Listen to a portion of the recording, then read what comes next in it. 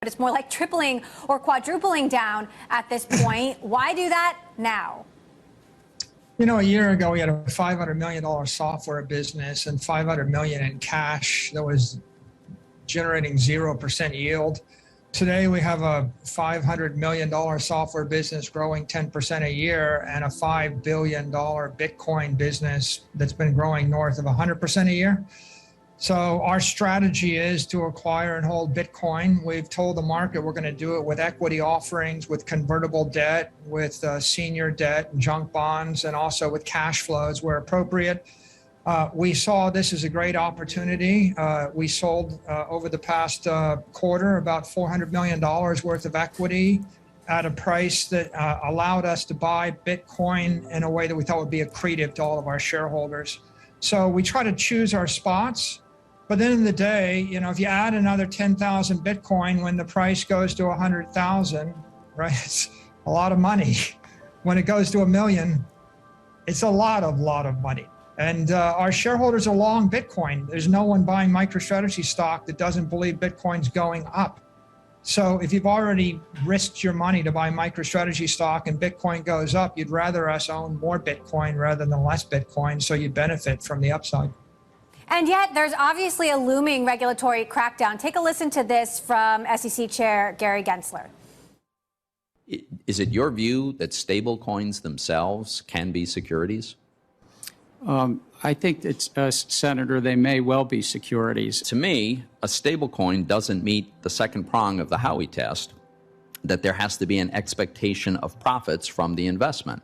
And so if it doesn't meet the Howey test, it looks to me like it's not a security. Now, maybe you've got a good argument for why some are and some aren't. My whole point is, I think we need to have clarity on this.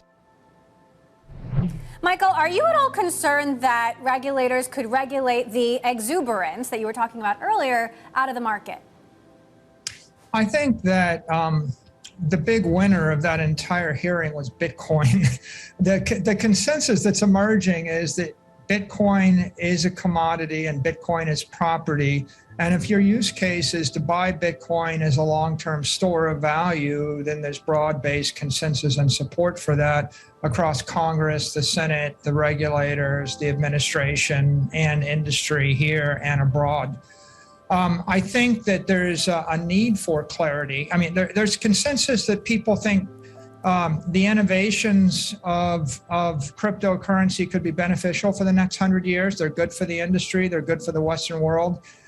There's also consensus that we would benefit from clarity. And I think Senator Toomey was pointing out that we would all benefit from clarity, but I think that the SECs would probably agree with them. And I think that over time, we can expect that we'll see more clarity with regard to all digital assets. And I expect that will reduce the volatility in the Bitcoin space. It'll increase public confidence in Bitcoin. And it's also going to accelerate institutional adoption and retail adoption of Bitcoin, because these are all good things for the industry. What about Coinbase versus the SEC? When you see, you know, the biggest crypto platform out there taking on the SEC, you know, does that raise concern if you're just considering getting into this market right now? Well, I mean, Coinbase is the largest publicly listed crypto exchange in the United States, and the other crypto exchanges are offshore. So I would say Coinbase is probably frustrated. They'd like to see more clarity coming out of government and regulators so they can figure out what they can do and they can't do, and they like to see it faster. And I think that's really consistent with the entire industry view, which is the industry will benefit from more clarity.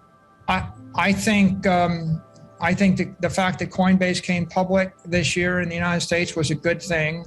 Coinbase doesn't offer the same range of products and services that you can get from offshore crypto exchanges, and I think that they would like to compete in a crypto industry, but there are still murky regulations as to what's allowable, what's not allowable. And if all the rules are clarified for everyone and everybody competes by the same rules, I think that'll alleviate some of that frustration. Meantime, Solana, a 17-hour outage this week after having been on a tear. You've got OpenSeas acknowledging that an employee was trading NFTs on inside information. Do these events suggest that this market, that this technology isn't ready for prime time yet? Well, in the market, there are three things. There's the blue chip asset, the institutional grade asset, which is Bitcoin. And if you want to buy something and hold it for 30 years in lieu of a bond or in lieu of cash or other forms of credit, then Bitcoin is that commodity store of value. It's in a class all by itself. Then you have unicorns. You have the Solanas and the Binance Smart Chains and the Ethereums, and they're like the Airbnbs and the Ubers of this space, and there are sparks, and there's a lot of money and there's a lot of risk. And if you're SoftBank, maybe you would get into those kind of businesses, and we don't know how those stories end. And then you've got the smaller crypto ventures, right? Or the 6,000 projects out there that are looking for some future. And I think they're all competing in a world where there's some murkiness about what's appropriate, what's not. MicroStrategy obviously only invests in Bitcoin. I think if you're an institutional investor, the only institutional grade asset, the only investable asset you can invest in is Bitcoin, just for the reasons you pointed out. And I think that the SEC is justified in having an interest in the space for all the reasons you point out. And to the extent that they clarify the rules of the road, I think it's going to make it a safer, more welcoming environment for retail investors and also for institutional investors. And the industry will evolve and mature in that way. Meantime, you have demonstrators in El Salvador burning a Bitcoin ATM, protesting the country's adoption, the country's president pushing the adoption of Bitcoin. What's your take on what this kind of resistance means in just one country and for the rest of the world? Well, I think, first of all, the big news here is 500,000 people in El Salvador downloaded a Lightning Bitcoin wallet, and they received $30 worth of Bitcoin. And that's an extraordinary world-shaking event, never happened in the history of the world. And it indicates just how rapidly Bitcoin and Lightning can spread.